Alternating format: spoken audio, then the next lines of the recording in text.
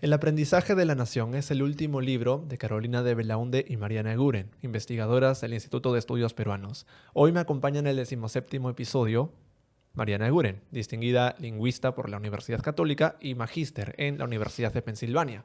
En este libro comenta la realidad de la educación, o mejor dicho, desde las reformas de mercado del 90 hasta la actualidad, cómo hubo intentos por intentar perfeccionar el material, ser más multicultural y al mismo tiempo receptivos con los estudiantes. En lugar de la memoria, del copy-paste, más a un pensamiento crítico y autónomo. Sin embargo, hay serias limitaciones. Se está enseñando adecuadamente, los textos presentan una imagen de prototipo o un ciudadano correcto.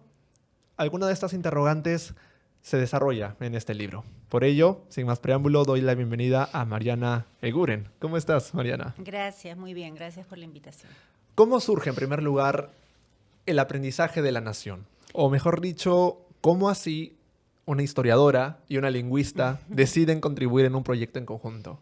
Sí, con Carolina trabajamos hace muchos años, 20 años o tal vez un poquito más, juntas en temas educativos que siempre nos han interesado. Y nuestro foco había estado sobre todo en aspectos de, podríamos decir, de forma. Cuando nos fijábamos en lo que ocurría en las aulas, en las escuelas, nos interesaba ver cuáles eran las prácticas de enseñanza de los docentes, ¿no? O sea, finalmente, ¿cómo enseñan? ¿Qué hacen? ¿Qué tipo de preguntas hacen? ¿Para qué piden la participación de los estudiantes? ¿No? Entrando un poco al detalle. Y de hecho, la primera investigación que hicimos juntas fue sobre cómo se usaban los textos escolares, ¿no? Que también era un tema que nos interesaba. Pero no entramos nunca a lo largo de los años en el tema de los contenidos que se enseñan, ¿no? Sino sobre todo en el de las formas. Y entonces, esta fue una oportunidad para centrarnos en los contenidos y aprovechamos por intereses de ambas en centrarnos en los contenidos de historia en particular, ¿no? Y esto se dio en el marco de este gran proyecto que hubo en el Instituto de Estudios Peruanos que nos dio bastante tiempo, ¿no? Aproximadamente 3 años para poder investigar a profundidad un tema, ¿no? Y esa es un poco la historia de dónde sale. El debate en torno a la educación siempre gira en torno a la infraestructura, al salario de los docentes o a los colegios de alto rendimiento, pero no muchos hablan de los textos y los cuadernos que tienen los docentes como para aproximar estos temas tan complejos a los estudiantes. Al final del día, ¿cuál tiene más importancia? ¿Uno, el otro o todos son igual de importantes para garantizar una educación de calidad en Perú? Sí, mira, todos son sumamente importantes, ¿no? El déficit de infraestructura es muy grande en las escuelas peruanas y se calcula que tomaría muchos años y muchos millones poder realmente llegar a un estado, de repente no ideal, ¿no? Pero por lo menos mínimo de infraestructura adecuada en las escuelas. Y eso es algo básico, ¿no? O sea, si no tienes una escuela con un equipamiento y en buenas condiciones no puedes trabajar. Pero claro, también hay escuelas, y las hemos visto en muchos departamentos del Perú, que están muy bien en términos de infraestructura, escuelas bien construidas con muchos salones, con patios, qué sé yo, que terminan siendo subutilizadas porque, por ejemplo, no hay personal. Entonces, por ejemplo, hay biblioteca, pero no hay bibliotecario. Entonces no se usa nunca, ¿no? Entonces hay muchos detalles, digamos, que interactúan entre sí que finalmente permiten que una escuela funcione de manera adecuada, ¿no? Ahora, algo que hay en todas las escuelas, o debe haber muy pocas en las que no lo haya, son textos escolares. O sea, las mejoras que ha habido en el sistema de producción, de distribución de textos a lo largo de los años han sido importantes, ¿no? Entonces, si antes los textos no llegaban nunca o eran muy pocos o no eran suficientes, no es así ahora, ¿no? O sea, en todas las escuelas hay textos. Entonces, eso es interesante, ¿no? ¿Qué pasa con estos textos, que es además el mismo texto para todas las escuelas del Perú? ¿Qué pasa con estos textos en el aula, ¿no? ¿Se usan cómo se usan, qué se hace con esos contenidos que hay ahí, ¿no? Ese es un poco el interés que teníamos nosotros, ¿no? Queríamos ver exactamente qué se hace con este gran esfuerzo de tener textos para todos, ¿no? Para cerrar la introducción, uno pensaría, ok, tenemos cerca de 8 o 9 materias, entre ellas comunicación integral, lógico-matemática, ciencia y ambiente. ¿Por qué darle un énfasis especial a la historia, geografía y economía por sobre todas estas áreas? O tal vez el aprendizaje de la nación es un preámbulo a futuras investigaciones. Nos encantaría ver otras áreas, por supuesto, ¿no? Es súper interesante ver, por ejemplo, ciencia, ¿no? En este caso, por un lado eran intereses personales, efectivamente Carolina es historiadora, ¿no? Y es un tema que nos interesaba bastante. Y a las dos nos interesaba ver también si hay si realmente este papel de la escuela en la construcción de identidad nacional es algo que sigue existiendo, digamos, ¿no? Que durante muchos años, digamos, la escuela, es más, cuando se crea la escuela, digamos, de manera, no es que se crea, sino cuando se empieza a tener escuelas a nivel nacional, no solamente acá, esto empieza en Europa, el objetivo principal de contar con estos sistemas educativos es construir identidad nacional, ¿no? Entonces empieza por ahí, y lo que queríamos saber es si efectivamente eso seguía ocurriendo, de ahí un poco el título, ¿no? Cómo se aprende la nación y cuáles son los contenidos que se nos ofrecen sobre la nación en los textos actuales, ¿no? Y por eso parte del trabajo que se puede leer en este libro tiene que ver con eso, ¿no? ¿Cuál es el discurso sobre el Perú que hay en los textos de historia, geografía y economía que están en las escuelas hoy? ¿Y en qué se diferencian de lo que había antes? Usted inicia su libro con el diagnóstico de la educación peruana entre el año 92 y el año 93. Me parece que fue por parte del Ministerio de Educación, una cooperación internacional alemana y las propias Naciones Unidas. Pero antes de llegar al diagnóstico, ¿cómo estaba la educación peruana para fines de los 80, para inicios de los 90, que motivaron, en primer lugar, la formación de esta comisión evaluadora? En esos años, en los años 80, la educación está en una crisis absoluta, ¿no? Porque es además el periodo de violencia política y las escuelas tuvieron un lugar ahí. Pero lo que ocurre es que no solamente en el Perú, sino a nivel latinoamericano, hay todo un movimiento que está liderado, sobre todo por el Banco Mundial, que busca fortalecer los sistemas educativos de la región con la idea de apuntar al desarrollo de los países con, digamos, personas más capacitadas para el trabajo, ¿no? Y esto se hace en distintos países de Latinoamérica, no en todos, y con sus matices, ¿no? Cada uno tiene sus particularidades, pero digamos que es una receta similar, ¿no? Y está en el marco de lo que llamamos una visión neoliberal de la educación, ¿no? Que es esta mirada digamos, de que el estudiante tiene que desarrollar capacidades para ser funcional, ¿no?, al desarrollo económico de una sociedad y no necesariamente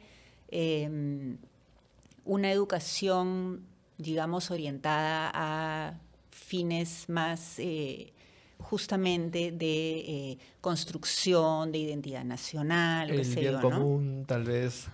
O sea, no es que no haya eso, ¿no? Pero queda claro que el objetivo es principalmente de ser productivo, ¿no? Y de entrar en esa lógica y de, gracias a esa productividad, lograr el desarrollo económico de los países.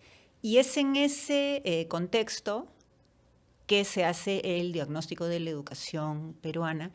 Y lo que se encuentra es algo que más o menos ya se sabía, pero esta vez digamos que se sistematiza, se hacen observaciones en muchos lugares, se recoge información. Para esa época la información sobre la educación no estaba tan sistematizada como está ahora, ¿no? Y se encuentra una situación donde lo que más llama la atención, y eso ocurre cuando cuando revisas estos diagnósticos, ¿no? Que fue parte de lo que hicimos para este trabajo, lo que más llama la atención son las formas, son las prácticas de los docentes, ¿no? Los malos tratos hacia los estudiantes, el autoritarismo, la disciplina excesiva y que el aprendizaje se entiende sobre todo a partir de la repetición, de la copia, del dictado, ¿no? Entonces, eso es lo que más llama la atención y justamente cuando se hace un plan para reformar la educación, el centro se pone ahí, ¿no? En las formas, en las prácticas, en ya hagamos algo más participativo, con un clima más adecuado. Y en ese camino, creemos nosotras, y es lo que decimos en este libro, el conocimiento va perdiendo lugar, ¿no? Y deja de ser algo importante en la escuela, que es un poco lo que encontramos ahora. Usted dice que también el diagnóstico priorizaba siempre las enciclopedias, los libros cargados de contenido, más no el pensamiento crítico o no la autonomía para revalorizar momentos históricos. Por ende, el diagnóstico opta más bien por los trabajos grupales o sugiere que es recomendable ser facilitador y no ser este adoctrinador o jerarca que con la mano dura va a enseñar a los estudiantes, ¿no es así? Sí, o sea, parte de lo que encuentra el diagnóstico, son varios documentos, ¿no? Que se fijan en distintos aspectos y uno de ellos se centra en materiales educativos, ¿no? Textos escolares, qué se usa, qué hay en las escuelas. Y destacan la presencia de estos textos de tipo enciclopédico, ¿no? Unos libros así gordotes que tenían información de todo un poco. Y que efectivamente la idea de estos libros era saberse la información y nada más. O sea, es un repositorio de contenidos, ¿no? No promueven que se reflexione, que se conecten ideas, que se analice algún postulado, ¿no? Y se apunta un poco a eso, a partir de las reformas, a hacer otro tipo de materiales, ¿no? Hagamos otro tipo de material educativo donde los estudiantes tengan un papel más protagónico justamente y que no se trate solamente del docente, como tú dices, que es digamos, el único que decide, la única autoridad en el aula, ¿no? Esto puede sonar en primera instancia muy adecuado, ¿no? O sea, nadie quiere un aula donde el docente es el único que tiene la razón y los estudiantes no participan. Pero esto se ha desvirtuado un poco, ¿no? Entonces, esta idea del docente facilitador, justamente que mencionas tú, lo que hace es que le quita un poco su lugar al docente en la educación, ¿no? Esto de poner al estudiante al centro, que por supuesto suena muy bien, pero no le puedes quitar su lugar al profesor, ¿no? Y un poco que ha pasado eso, o sea, el hecho de no contar con un acompañamiento adecuado, ¿no? Con una formación actualizada, ha hecho que los docentes hagan un poco lo que puedan, ¿no? Entonces, frente a estos mandatos de ahora eres un facilitador del aprendizaje, ya no eres alguien que dicta, ¿no? Ya no, el centro no es la memoria, etcétera, pero sin orientaciones concretas sobre cómo hacer eso, los docentes se han quedado un poco al medio y han tenido que inventarse una forma y en eso que han inventado muchas veces lo que ocurre es que creen, por ejemplo, que no deben explicar, ¿no? Entonces tú vas a un aula y en el aula no hay explicaciones del docente, ¿no? Todo tiene que ser a partir de los mismos estudiantes, ¿no? De las ideas que a ellos se les ocurran,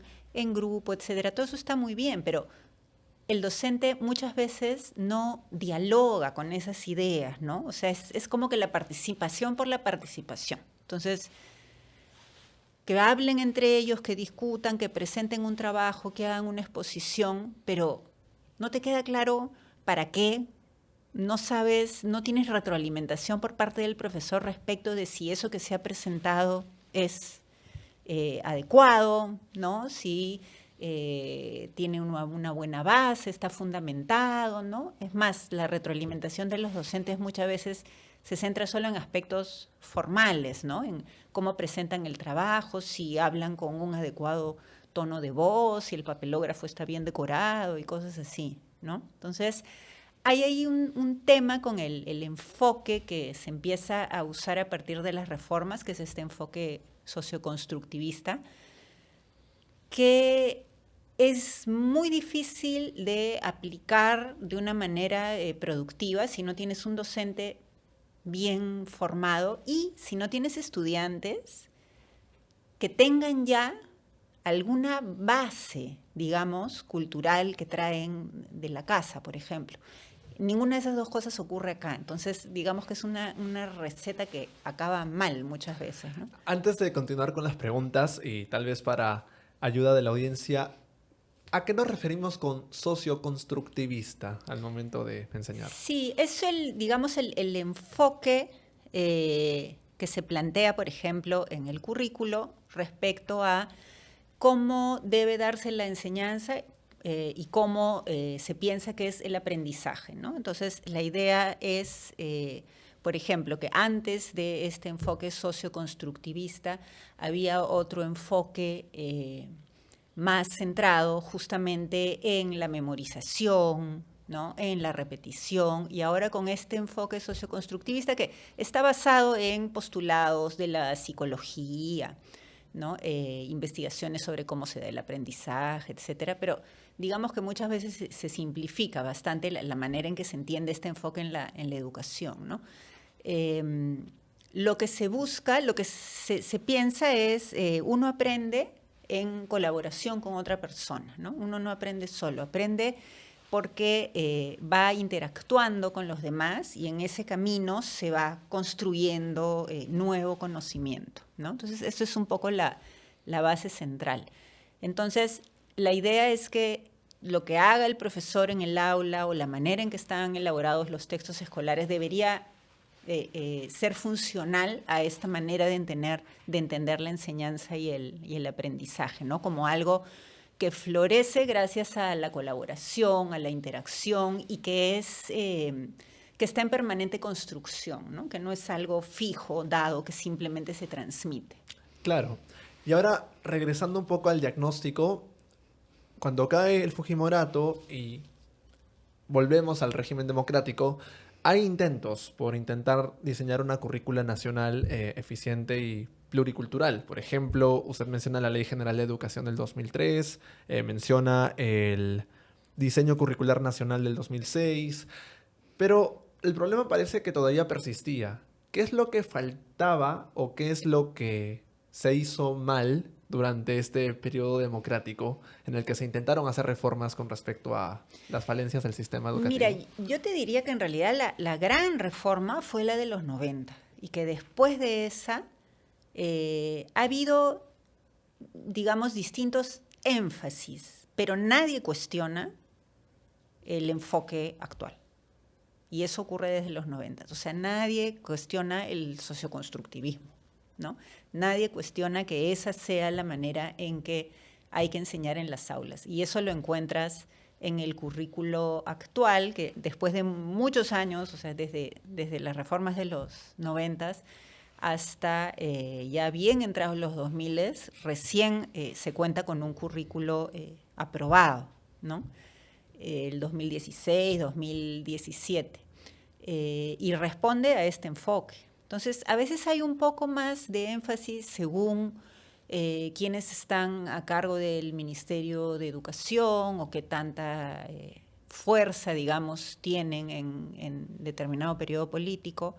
Hay un poco más de énfasis en el aspecto democrático, por ejemplo, de la participación, ¿no? O como tú dices, en el aspecto intercultural o en el apoyo que se le da a la educación rural, por ejemplo.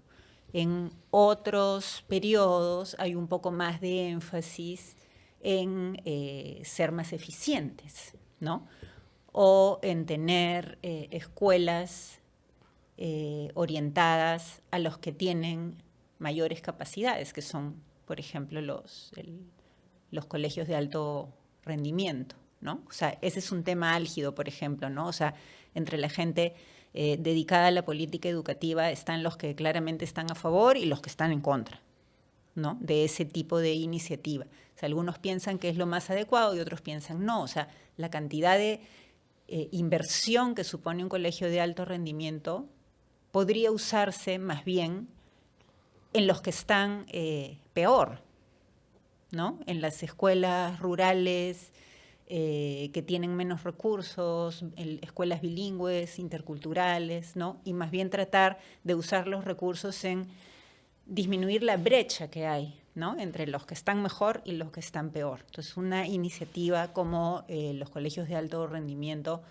no es una iniciativa pensada para reducir la desigualdad, que no quita que tenga buenos resultados, digamos, ¿no? Uno ve los egresados de los colegios de alto rendimiento. Con bachillerato internacional, representándonos en el extranjero. Exacto, y les va muy bien, en la universidad, y son líderes en lo que hacen, ¿no?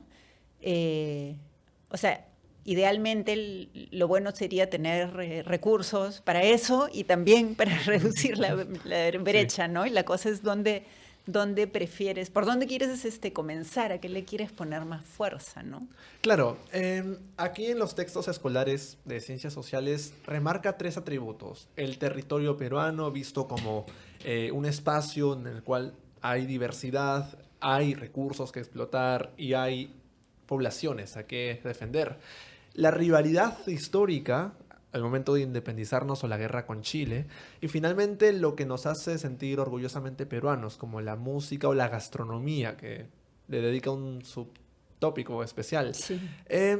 ¿Qué otros patrones se repiten en los textos de historia, geografía y economía, como para darnos una idea de lo que se intenta enseñar? Ahí hay algo bien interesante, ¿no? Que es que al final, luego de revisar todos los textos, lo que encontramos es que había como una bifurcación, ¿no? O sea, tienes por un lado textos de historia, los actuales, los que se usan en las escuelas, que son mucho más complejos y están mucho mejor hechos que los anteriores, ¿no?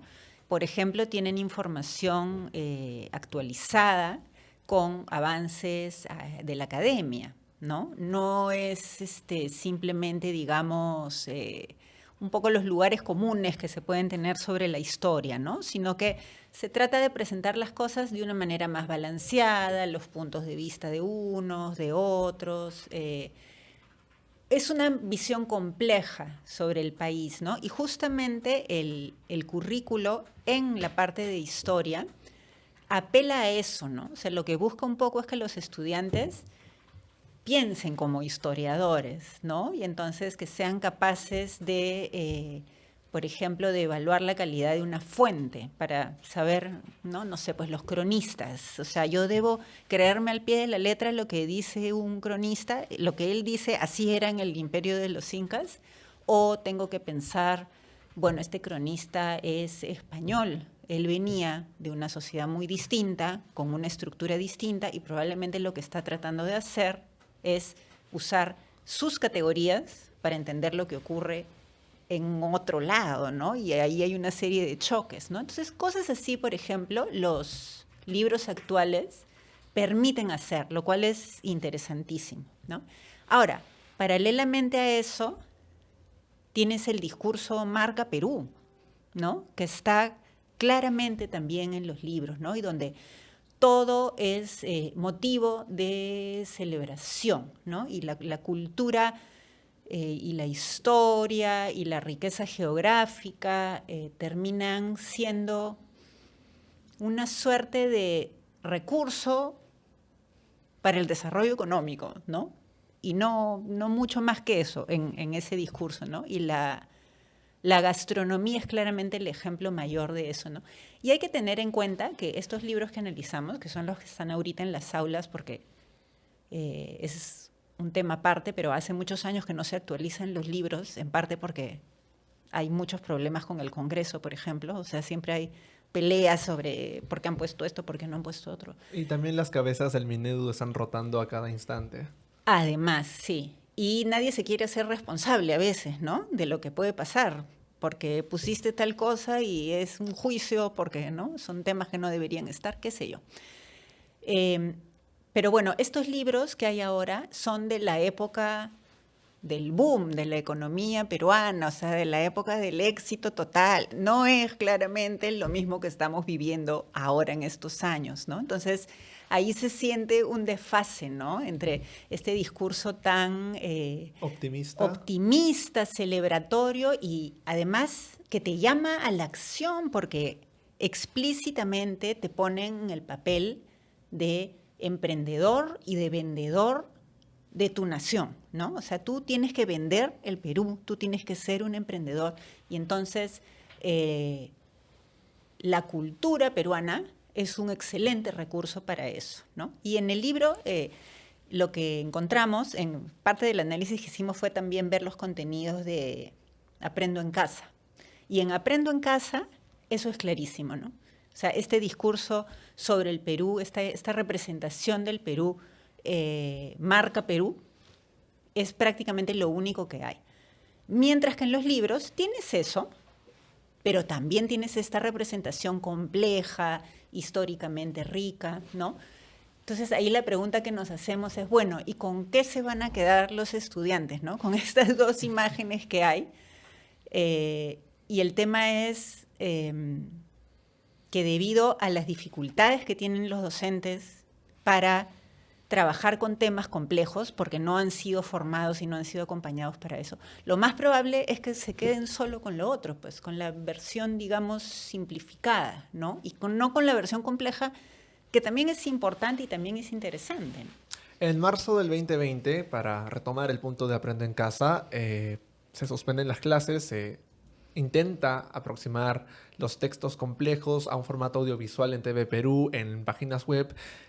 Y claro, lo que tuvo que ser una posibilidad para mejorar el rendimiento fue también una limitación, porque mencionan en el libro que los docentes no estaban del todo convencidos con esta nueva forma de enseñanza, que ponían ejemplos precisamente de Gladys Tejeda, Inés Melchor y otros distinguidos peruanos como esfuerzo personal, como yo salí adelante por mi propia cuenta y no por otros más. Sí. Entonces, Aprendo en Casa, sin querer queriendo, terminó revelando los problemas que subsistían en el milagro económico peruano.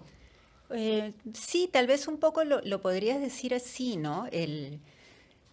No pudimos para este trabajo, pero nos encantaría hacerlo para otro, hacer un análisis más en detalle de la producción de los contenidos de Aprendo en Casa, ¿no? Porque o sea, hay que tener en cuenta también que eso fue realmente emergencia, ¿no? Entonces hay que transformar, hay que subir toda la educación peruana a un formato audiovisual de un día para el otro prácticamente, ¿no?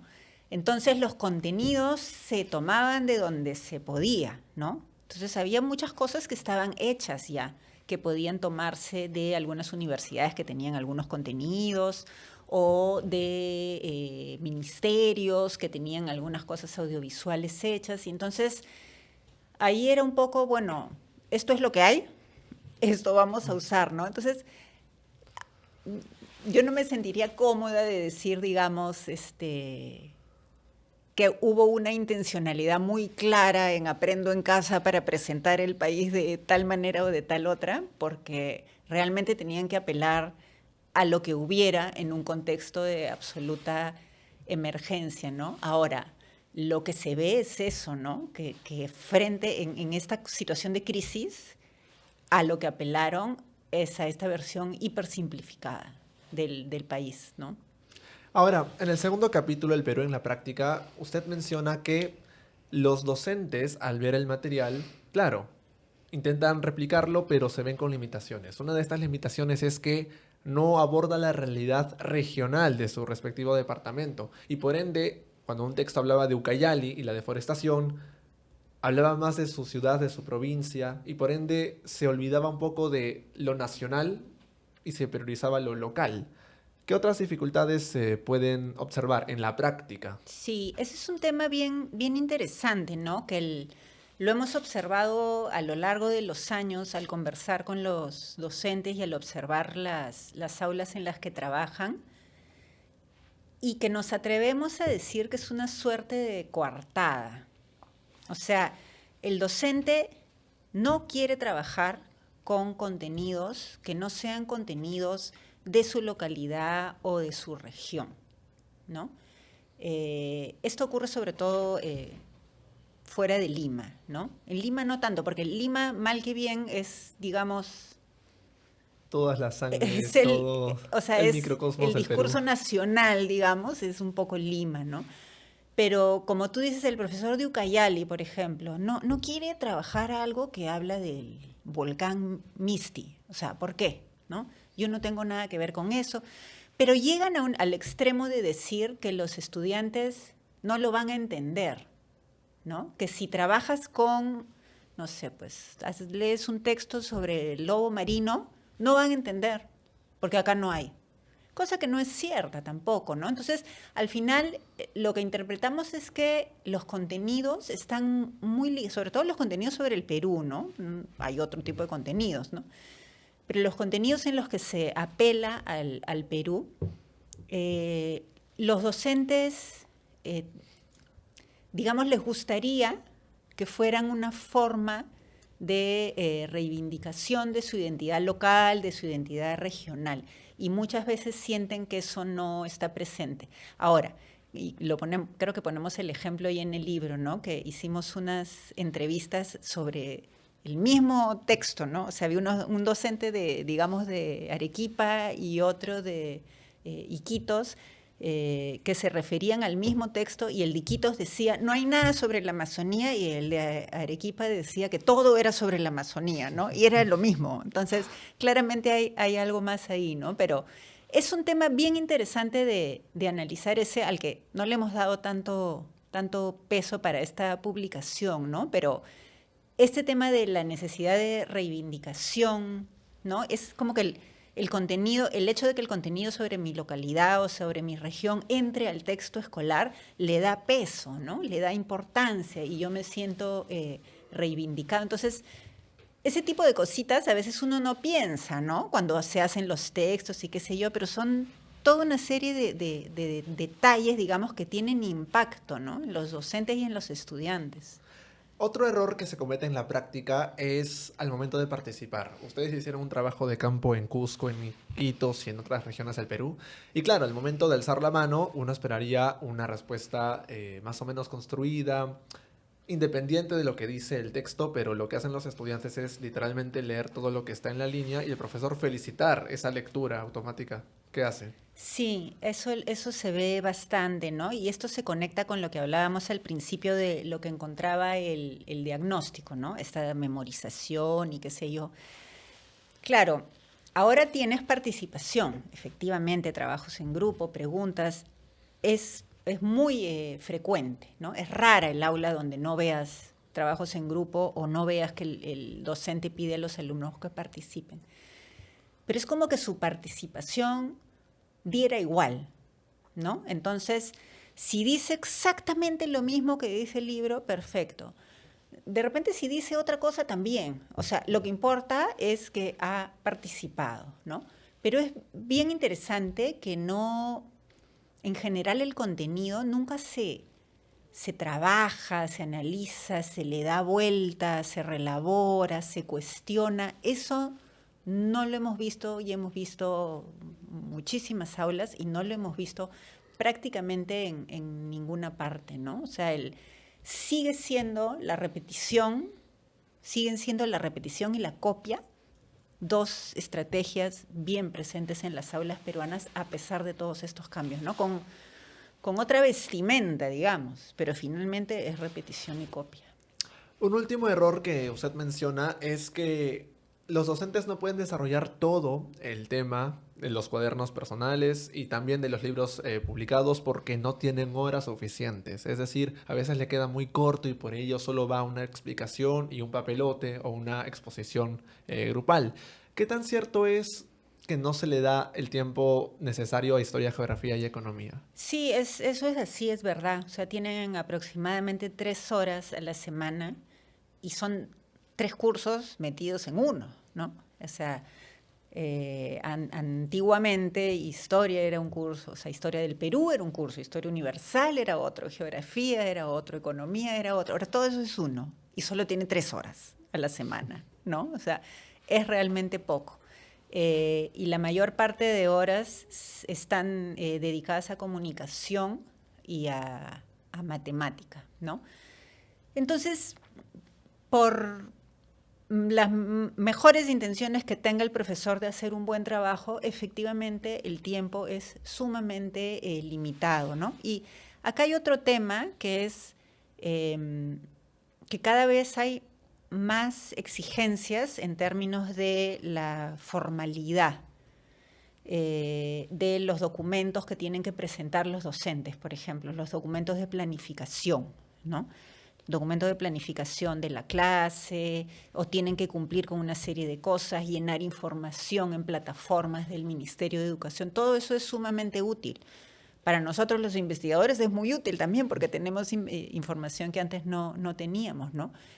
Pero hace que los docentes centren sus esfuerzos en el cumplimiento de esas exigencias y no tanto en el desarrollo de una clase en la que sus estudiantes realmente aprendan algo útil y lo hagan de una manera interesante, ¿no? Porque es difícil, o sea, tiene que elegir. Y lo otro es más urgente, ¿no? Y lo otro es lo que le revisan. Y lo otro es lo que va a venir la UGEL y va a ver, llenó esto, marcó esto, puso tal cosa. Mientras que nadie se fija mucho en lo que ocurre en la clase, ¿no? Y si encima tienes solamente 3 horas, menos opciones aún, ¿no? Entonces lo que se trabaja suele ser, por ejemplo, los ejercicios más sencillos, ¿no? Porque tú encuentras actividades en los libros interesantes que antes no había y son actividades interesantes de comparación, de análisis. Es difícil que puedan llegar a eso, ¿no? Entonces se quedan en las actividades que son identificar información en un texto de manera literal, contestar preguntas simples, ¿no? O llenar una línea de tiempo muy básica. Claro, es muy complejo al final del día. Ahora, aquí viene el bonus, el error bonus, porque justo me acordé de uno. Hay un profesor que le dijo en una entrevista que él priorizaba no necesariamente el juicio crítico y los datos, pero la educación en valores. Cuando ocurre esta movilización en 2017 contra el currículo nacional, ¿hay tensión entre los docentes al momento de enseñar las materias, priorizando tal vez los valores, lo que consideran prioritario? ¿O se centran en lo que dice explícitamente el texto? Mira, ahí hay algo interesante. Primero, o sea, yo no los llamaría errores, sino que son las estrategias que tienen los profesores, ¿no? Claro. Es lo que hacen. Pero hay una cosa bien interesante con este tema de los valores, ¿no? Es un espacio en el que el docente siente que sigue teniendo un lugar, que sigue teniendo una importancia. Porque en el otro lado, en el lado de la enseñanza, él cree que ya no debe explicar, no debe hablar, él, ¿no? Solo debe facilitar mientras los estudiantes hacen todo el trabajo. Y eso en realidad le quita, pues, o sea, merma su identidad como docente.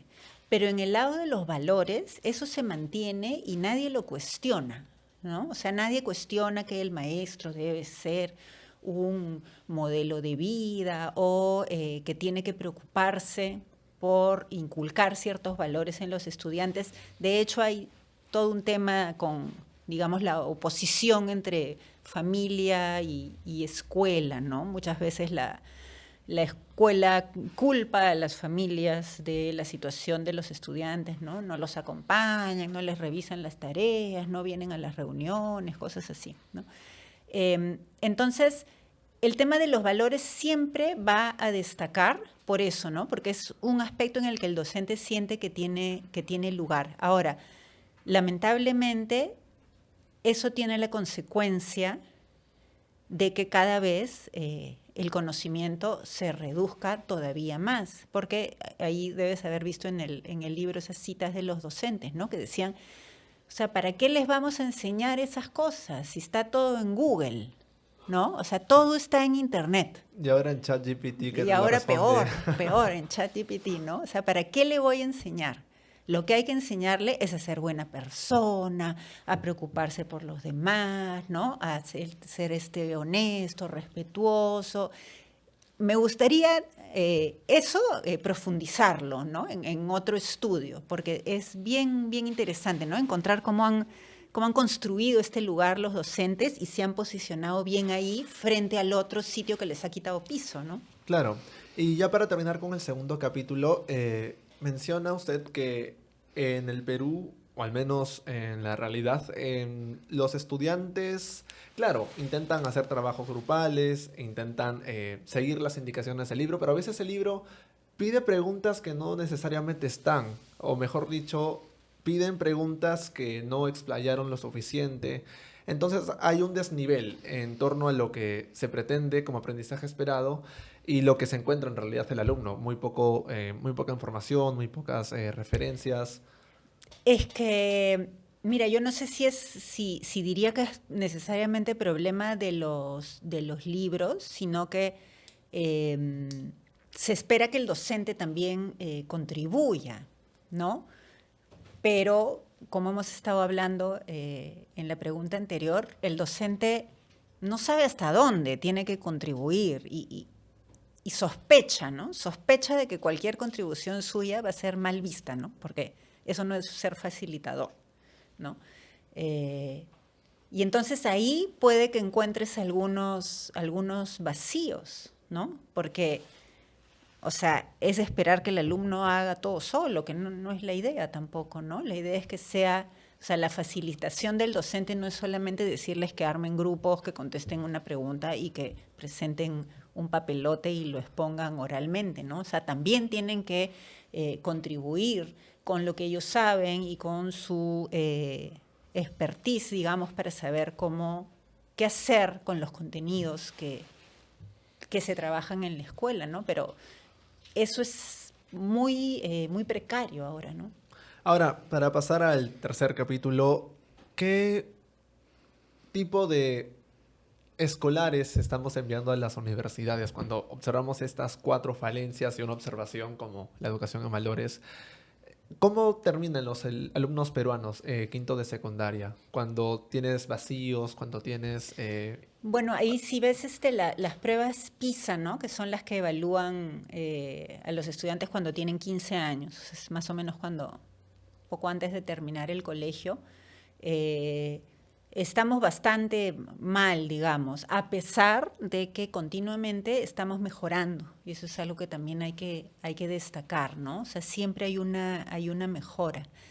Pero sí, si haces una comparación con el resto del mundo, estamos bastante mal en esos resultados, en comprensión de lectura, en pensamiento crítico. Inclusive últimamente ha habido evaluaciones también que tienen que ver con competencias digitales, digamos, o sea, de la lectura, pero lectura digital, digamos, la alfabetización digital, el análisis de la información, el ser capaz de distinguir información que te encuentras por internet y que es falsa o con mucha probabilidad falsa versus otra que no lo es, no nos va bien, ¿no? Ahora, es cierto que existen también las escuelas que hacen preparación específica para la universidad, ¿no? Y esas sí están totalmente centradas en el contenido y el contenido como datos, digamos, ¿no? Pero en ninguno de los dos casos, o sea, ni en la escuela esta que trata de seguir el modelo constructivista y queda todo un poco en nada, ni la escuela preuniversitaria, digamos, estás desarrollando capacidades de análisis, ¿no? O sea, eso no ocurre. Entonces, claro, lo que encuentras es, y esto tal vez, no sé si lo has oído antes, pero muchos profesores de universidad con los que he conversado dicen que cada vez más sienten que los alumnos que reciben tienen mayores carencias, ¿no? Y que tienen que hacer un mayor trabajo, digamos, de nivelación, ¿no? Porque no están acostumbrados a leer un texto, no sé, pues que tenga más de 5 páginas, ¿no? Y cosas por el estilo, ¿no? Y bueno, y hay muchos otros, estoy hablando de los que van a la universidad, ¿no? Pero hay muchos otros que o no terminan la secundaria o al terminar se dirigen Al mercado de laboral. frente al mercado laboral y al mercado laboral precario, ¿no? O sea, esto no es un estudio mío, sino de otra persona del IEP, ¿no? En contextos donde hay muchas economías ilegales, por ejemplo, o sea, la competencia entre un trabajo ahí y un trabajo más formal, digamos, es muy grande, ¿no? O la competencia con continuar con tu educación, ¿no? Entonces hay chicos que están en sus últimos años de colegio y lo que quieren es ser mototaxista. O sea, eso es lo que quieren porque eso es lo que le va a permitir tener dinero con relativa rapidez. Y yo creo que tiene que ver con que no ven un camino en el que, digamos, van avanzando y pueden ir mejorando y logrando mayor movilidad social, ¿no? Sino que ven un camino de empleo precario que probablemente será precario siempre, entonces mejor ahora, de una vez eso, ¿no? Antes que engañarme con una serie de esfuerzos que finalmente me van a dejar en el mismo lugar. Y al final el aprendizaje de la nación termina reproduciendo las desigualdades históricas, ¿no? Mientras los colegios privados, tal vez mejor estructurados en las zonas urbanas, tienen un rendimiento más o menos superior, las rurales, las estatales o incluso las que vienen del interior del país tienen las deficiencias y un menor aprendizaje al final del día, al momento de continuar los estudios. Sí, es interesante esto que dices, ¿no? Porque volviendo a lo que te planteaba al principio, el libro de Historia, Geografía y Economía que hay en las escuelas es el mismo para todos, inclusive los que hay en las escuelas privadas de élite, las más caras, no es un libro muy distinto. O sea, es probablemente de la misma editorial o de una editorial similar y tiene que cumplir con una serie de normas que pone el ministerio. Entonces, eso hace que, digamos, el recurso en términos de texto escolar que tiene el estudiante de la escuela menos privilegiada y el recurso que tiene el estudiante de la escuela privada cara, en términos de esto, ¿no? Del texto escolar de historia, digamos, no estoy hablando de más cosas, sea muy similar, ¿no?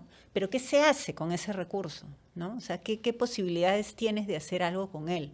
Entonces, ahí entra mucho lo que el docente puede hacer y lo que el mismo estudiante trae, ¿no? Como, digamos, cierto capital cultural adquirido desde su familia, desde su localidad. Entonces, efectivamente, a pesar de que les estás dando lo mismo, o sea, la brecha no se va a reducir, ¿no? O se va a mantener o se va a ampliar y eso te lleva un poco a esta idea de que los perjudicados, los que están abajo, necesitan algo más, ¿no? O sea, necesitas pensar en más recursos, que no significa más libros, ¿no? Sino en mejores opciones de hacer las cosas con los recursos que tienes, ¿no? Profesores mejor formados y mejor capacitados es una cosa absolutamente esencial, ¿no? Absolutamente. Sí, por supuesto. Tercer capítulo, el lugar del conocimiento. Los peruanos, pese a estas deficiencias, seguimos viendo la educación en general como un motor, no solo para el desarrollo, para una mano de obra mucho más calificada, pero también para la formación de ciudadanos. ¿Qué se puede hacer, no solo desde el gobierno del Ministerio de Educación, pero desde la propia ciudadanía para intentar revertir este panorama actual? Mira, yo creo que lo básico es que la escuela cumpla con sus funciones fundamentales, elementales. O sea, ahí hay un tema, ¿no? De la escuela se espera mucho y siempre digamos, cada vez que hay un problema, que también lo ponemos en alguna parte en el libro, ¿no? Cada vez que hay un problema con algo, no sé, por decirte, han aumentado los accidentes de tránsito, hay que enseñar en la escuela, ¿no? Qué sé yo, cómo funciona el semáforo, cosas que sí se enseñan, lo básico, ¿no? Pero cada vez que hay un problema hay que enseñarlo en la escuela, ¿no? Y la escuela no se da abasto para todo lo que hay que hacer. De hecho, la escuela muchas veces funciona como nodo, digamos, para otras intervenciones. Entonces, no sé, campaña de vacunación y de repente los vacunadores van a la escuela, porque ahí tienes a todos los chicos, ¿no? O la alimentación, ¿no? Entonces, muchas cosas se concentran en la escuela. Y en ese camino, lo esencial de la escuela, ¿no? Los aprendizajes básicos que te debe dar la escuela se van perdiendo.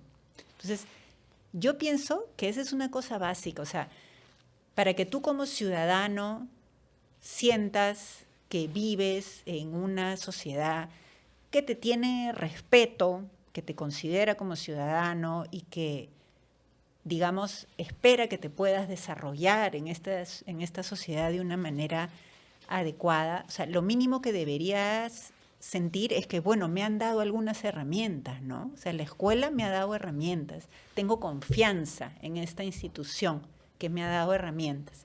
¿Y cuáles son las herramientas que me da la escuela? Las básicas son los aprendizajes fundamentales, ¿no? Entonces, claro, puedes trabajar también, digamos, campañas orientadas a aspectos ciudadanos por otros lados, ¿no? Pero creo que eso no tiene mucho sentido si es que tú como estudiante no sientes que te han dado al menos lo básico, ¿no? Que han cumplido con la promesa básica de la educación, que es enseñarte a leer, a escribir, a resolver operaciones, a tener capacidad de análisis, ¿no? De una manera sólida. Hay un subtema en este capítulo que habla sobre las subjetividades y conocimiento. Más o menos a qué se refiere con subjetividades, si es en torno al texto escolar, si es en torno a la interpretación del Perú en general. Sí, eso tiene que ver un poco con el marco o la perspectiva desde donde estamos, desde donde miramos el estudio, que es, bueno, estas reformas de los 90 no fueron solo reformas en educación, ¿no? Fue una reforma del Estado en general. Y estas reformas desde esta mirada neoliberal de la que hablamos al principio de esta entrevista. Y esa mirada implica un cambio en las subjetividades. ¿Qué significa eso? En cómo te ubicas tú como sujeto en la sociedad y frente a otros, ¿no? Entonces, el sujeto neoliberal, por ejemplo, es una persona, es un sujeto que tiene que preocuparse de sí mismo, ¿no? El pobre es pobre porque quiere, por ejemplo. Esa es una frase que resume eso, ¿no? O sea, el Estado no tiene por qué darte nada, no se trata de que tenga que haber una estructura mayor que te respalde o que te organice un poco. No, tú tienes que ver. Y la forma en que se lleva la educación a veces y de alguna manera este discurso sobre el Perú, ¿no? De marca Perú y el Perú emprendedor, van un poco por ahí, ¿no? Entonces nosotros interpretábamos que la escuela ha sido funcional a fortalecer esta identidad del sujeto que depende de sí mismo y de nadie más, ¿no? Y que eso al final lo que hace es que socava un poco el lazo social, ¿no? O más que nada el discurso de enséñale a pescar y que no pida pescado a la puerta de su casa. Sí. Sí. Ahora, en este capítulo usted también menciona que en Perú tenemos instituciones que tienen el potencial para formar ciudadanos críticos, pero no muchas veces tienen el aval primero de los padres o no tiene el aval de la propia costumbre o de las limitaciones tal vez que se dan en la sociedad. Hay una brecha tal vez entre lo que se espera o lo que nosotros queremos de un colegio con respecto de lo que, no sé, la visión de familiar nos quiere dar, tal vez. Puede ser, ¿no? O sea, sí, de hecho hay cruces, que era un poco lo que te mencionaba hace un momento, esta suerte de que la escuela culpa a los padres y los padres culpan a la escuela, ¿no? De algo con lo que no estén contentos con los estudiantes. Yo diría que los padres buscan, o sea, tienen más clara cuál es su demanda sobre la escuela, ¿no? O sea, quieren aprendizajes básicos de calidad, quieren una escuela segura, ¿no? Sin violencia, donde puedan dejar a sus hijos sin estar preocupados por lo que pueda pasar, y quieren una escuela que sea vía de movilidad social, ¿no?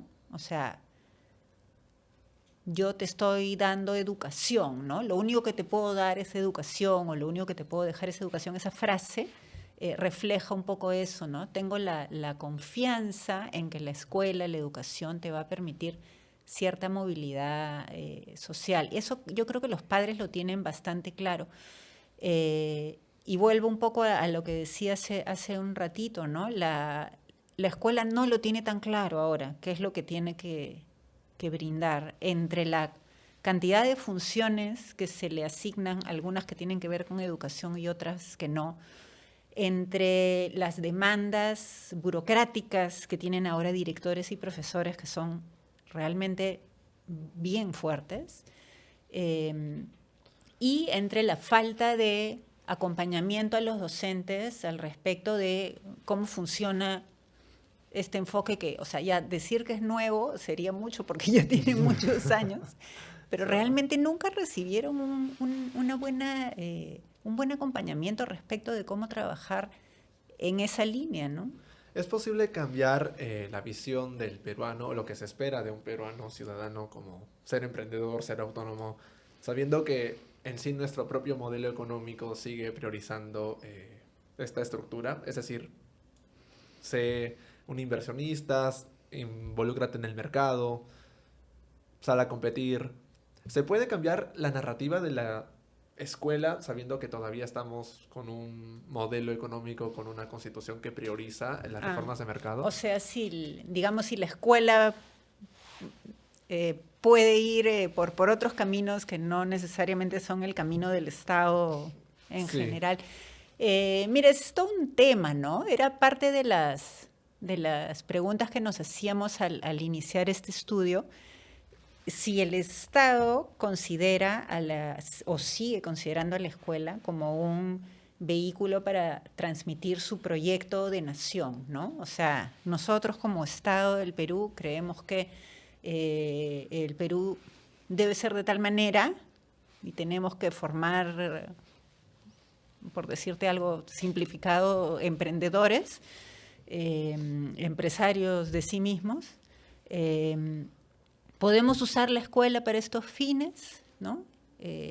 Sí, o sea, siempre se puede, ¿no? De hecho, en los libros se ve claramente, ¿no? Hay unas secciones donde, por ejemplo, se celebran, hay grandes fotos, ¿no? De las reuniones internacionales de inversión, ¿no? Y salen personajes reconocidos que tienen que ver con el tema, ¿no? Y el Perú está incorporándose al mundo global y qué sé yo.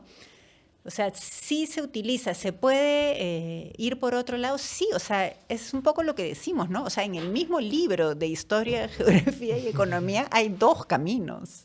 O sea, hay y hay el otro más crítico, más ciudadano, más complejo, ¿no? Entonces, no es pues el Estado algo homogéneo, ¿no? Ni es que se pongan de acuerdo y digan vamos a hacer ABC y ABC tal cual ocurre, ¿no? Sino que efectivamente es interesante verlo en este caso de los libros, ¿no? Es una negociación, o sea, entre la editorial, por un lado, los autores que contrata la editorial, el mismo ministerio y lo que quieren hacer, y finalmente en esa negociación sale algo que tiene de todo un poco, ¿no? Que tiene que tratar de tener contentos a todos un poquito. Entonces, ahí la influencia del profesor es bien importante, ¿no? De qué cosa va a tomar, qué va a trabajar más. Ahora, una última pregunta para dar por concluido el programa. En la Comisión de Educación del Congreso hay debates que a veces nos preguntamos si son realmente necesarios, como por ejemplo incorporar más cursos como marketing, finanzas, historia particularmente del terrorismo.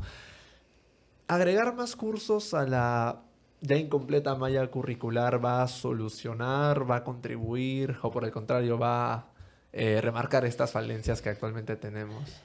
Mira, hay cosas que se pueden hacer y se hacen, ¿no? Por ejemplo, dentro de economía hay educación financiera, ¿no? Hay algunas secciones de educación financiera y que resultan muy útiles, ¿no? Yo creo que es algo que les resulta muy útil a los estudiantes. Ahora, no tienes pues tanto espacio para añadir más cosas, ¿no? Pero por otro lado, muchas veces lo que plantea el Congreso la verdad es que no tiene asidero en la realidad, y no estoy hablando solo de este Congreso, ¿no? O sea, por ejemplo, decir esto, ¿no? De que no se trata el terrorismo. O sea, sí, por supuesto que se trata. O sea, tienen que ver los libros de quinto de secundaria, y sí, se trata, digamos, a lo largo de varias páginas, ¿no? Y no es que no se use la palabra terrorismo, ¿no? O por ejemplo, los ciudadanos ahora se quejan que no sabemos de política porque ya nos enseña filosofía o tal vez otra materia de su interés. Mira, filosofía, sí eso sí es bien chiquito su lugar. O sea, eso sí está bien reducido, te voy a decir. Sí. A mí me parecería genial que le den espacio a filosofía y toda una serie de teorías, además de cómo trabajar filosofía en la escuela con estudiantes, que es súper interesante, ¿no? Pero, ¿qué profesores vas a poner para enseñar filosofía? O sea, empecemos por ahí, ¿no? Si quieres poner estos contenidos, si quieres trabajar eso, y se puede, bueno, bacán, intentemos, ¿no? Pero de una manera integral, articulada, con los profesores que lo puedan hacer, ¿no? Sí, en efecto. Y con esta pregunta ya dimos por concluido el episodio. Muchas gracias a la audiencia de DTR, gracias a Mariana Eguren y a Carolina, que muy pronto esperemos tener en el programa. Y conmigo será hasta un siguiente episodio. De antemano me disculpo por Giovanna Polarolo, tuvo un contratiempo, pero también en un futuro esperemos que pueda regresar a DTR. Muchas gracias, Mariana. Gracias.